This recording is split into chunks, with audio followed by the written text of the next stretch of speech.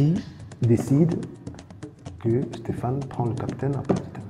Non, c'était sous décret présidentiel. Le décret est sorti, le coach m'a appelé, j'ai dit ah, coach, ça va être compliqué. Voilà, il me dit écoute, tu vas être le nouveau capitaine de la sélection Cameroun. Nous allons qualifier le Cameroun et que nous allons nous qualifier pour aller en Coupe du Monde, sachant qu'on était presque éliminé par les coachs.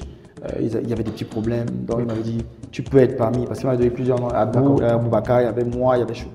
Et puis tu as le nouveau sélectionneur qui est nommé, qui m'a dit, fait comprendre que non, il va mettre sur le banc, il ne compte pas sur moi. J'ai dit, écoute, il n'y a aucun problème. Est-ce que tu as l'impression que tu aurais mérité une meilleure sortie? Oh, honnêtement. En tant que capitaine? En tant que capitaine, oui. Parce que je l'ai prédit et je l'ai dit dans un journal en Côte d'Ivoire où on va la gagner par rapport à tout ce qui s'est passé sur le plan politique. On veut essayer de nous déstabiliser, qu'il fallait absolument qu'on gagne ça pour permettre aux politiciens de pouvoir apaiser la population. Tu sais que dans les milieux défensifs en Europe, des 4 grands, 5 grands championnats, tu fais partie de ceux qui ont marqué le plus de buts. Ah bon? Tu as 37 buts marqués. Stéphane, raconte-nous une anecdote en équipe nationale du Cameroun. Sûrement, il y en a. Ouais, j'en ai plusieurs. Hein. Je veux parler de. Je me rappelle, on a joué un match. On devait jouer un match contre la Tunisie. Il fallait se qualifier ici. On a gagné 4-1 à domicile. C'était ici à Fandena. Et à la veille, on a eu énormément de pression. Il y a eu énormément de problèmes. Donc, du coup, le capitaine, à cette époque-là, il y en avait deux. Il y avait Rigobert Song et Samuel. Ils nous ont appelés pour nous galvaniser et nous permettre de pouvoir être calme, de savoir que nous allons qualifier le Cameroun et que nous allons nous qualifier pour aller en Coupe du Monde, sachant qu'on était presque éliminé parce qu'il fallait gagner ce match-là. Et on a un groupe très difficile parce qu'on a eu des difficultés et on allait se qualifier au Gabon. Donc c'est cette période-là, je parle de ça pourquoi? Parce que ça a permis à ce qu'on se qualifie et qui est justement ce problème de capitanat quand nous sommes allés en Coupe du Monde. Parlons de capitanat, Stéphane. Tu as été capitaine de l'équipe nationale Cameroun pendant 3-4 ans. Qui décide que Stéphane prend le capitaine après le terme? Non, c'était sous décret présidentiel. Décret présidentiel? Oui, c'était sous décret présidentiel. Il y a un décret qui est tombé. Moi, je n'étais même pas au courant. J'étais à Séville. Le ministre, avant, Adoum Garia, m'a appelé, m'a eu au téléphone. Il m'a urgemment demandé de venir au ministère des Sports pour que je puisse être entendu. J'ai appelé le coach, j'ai pas compris. Je dis coach, parce que derrière Samuel, parce que on parle de Samuel Eto'o qui a eu une carrière exceptionnelle. Et puis moi j'ai eu des petits, j'ai dit ouais ça va être compliqué, j'ai pas envie. Non, le coach m'a dit non, tu as été choisi. Par rapport aux différents actes que tu as posés sur le terrain, aux différents rendements que tu donnes. Là on est en 2000. On est en 2014. 2013, fin 2013. Fin 2013, d'accord. 2013.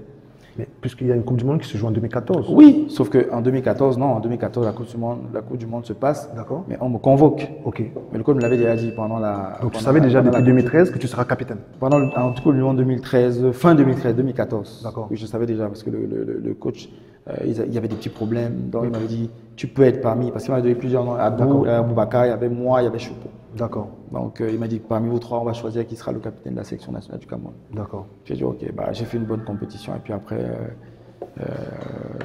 le décret est sorti, le coach m'a appelé. J'ai dit, ah, coach, ça va être compliqué. Voilà. Il me dit, écoute, tu vas être le nouveau capitaine de la sélection du Cameroun. Et puis voilà. Peu commun, non, Stéphane? Peu commun que le capitanat vienne d'un décret. Effectivement, c'était sous décret. Est-ce que tu te dis, tu vas peut-être la solution des problèmes qui sont extrasportifs, je ne sais pas? Non, moi je pense que je l'ai prié en toute simplicité. J'ai demandé au coach et au groupe de m'accompagner. Notamment j'avais Benjamin Moukanjo avec qui je suis très proche. Avec Nkoulou. Il y avait aussi Aboubakar et Choupo où j'ai demandé les gars, il faut que vous me disiez parce que je ne connais pas un peu comment. Mais la chance que j'avais, c'est que sur le terrain, je donnais le rendement. Donc à base des résultats que je mettais sur le terrain, tu avais le respect de tout un groupe qui naturellement m'ont accompagné à être capitaine. Capitaine, c'est une grosse responsabilité. Oui. Alors maintenant, du moment où tu étais capitaine, quels sont les mots qu'il fallait trouver pour fédérer ce groupe, pour fédérer l'énergie positive? Parce qu'il faut avouer que dans une équipe nationale comme c'est le Cameroun, c'est des énergies, c'est des mentalités différentes. C'est tout le monde qui... Voilà, il y a des guerres d'ego, il y a parfois des trucs. Effectivement. En tant que capitaine, qu'est-ce que tu devais faire pour... C'est d'apaiser tout le monde, d'apaiser quand il y a des situations de crise. Et déjà, dans un premier temps, c'est d'être le plus performant sur le terrain. En tant que capitaine? Pour permettre au groupe de te respecter et aussi d'être le plus simple possible. de trouver la juste consigne. En temps de conflit, d'avoir la dernière parole et avoir le mot juste. Pouvoir rassembler, réunir le maximum de personnes interpellées. Et toujours d'avoir le groupe, c'est-à-dire d'avoir le mot du groupe avant de prendre une décision, pour que le groupe puisse décider et que tu puisses ajouter ton petit mot de plus pour que tout le monde puisse adhérer, fédérer à ton message. La Coupe d'Afrique 2015, Stéphane, tu l'as fait en tant que capitaine. Oui. Merci. Quel est le mot qu'on va trouver pour qualifier cela? Parce que l'effectif, quand même très jeune. Tu faisais partie. Dis-moi, il y avait quand même des cadres. Oui, on avait une ossature. Une belle équipe. Mais derrière, maintenant, tu avais des jeunes pas expérimentés qu'il fallait accompagner, qu'il fallait rassurer. Et c'est ce qu'on a essayé de faire. On n'a pas passé le cap de qualification. Et bien sûr, ça les a permis de pouvoir aller à la prochaine sélection et de gagner cette canne-là. Donc moi, j'étais super content. C'est le message que je leur ai fait passer avant la compète et après que les gars, ça va pas être facile. Mais concernant 2017, tu fais les qualifications de 2016? Oui, tout. Je fais tout, avec le groupe, tout. Et puis, le dernier match en Coupe le dernier match qu'il y a ici au Cameroun contre l'Afrique du Sud, où on fait match nul. Et puis, il y a des propos qui sont relayés par la presse que je ne comprends pas. Et puis, tu as le nouveau sélectionneur qui est nommé, qui m'a dit, fait comprendre que non, il va me mettre sur le banc, il ne compte pas sur moi. J'ai dit, écoute, il n'y a aucun problème que moi, vous êtes le patron de la sélection nationale du Cameroun et que je respecte exactement vos décisions. Et puis, il m'a mis sur le banc, il m'a fait convoquer en Afrique du Sud, et puis on m'a pu appeler en sélection. D'accord. Donc, c'est ça, en Afrique du Sud, c'était ta dernière sélection? Exactement. En 2016? Oui, 2016. Donc, mais avant cela, tu as 2017, fin 2017. Oui, début 2017. Oui, parce que les qualifications, les jours 2017. D'accord. 2017. Ok. Est-ce que tu as l'impression que tu aurais mérité une meilleure sortie? Oh, honnêtement. En tant que capitaine? En tant que capitaine, oui. Oui. Mais je suis plutôt content et je suis plutôt satisfait de la déroulée des choses, le fait qu'ils puissent la gagner. Oui.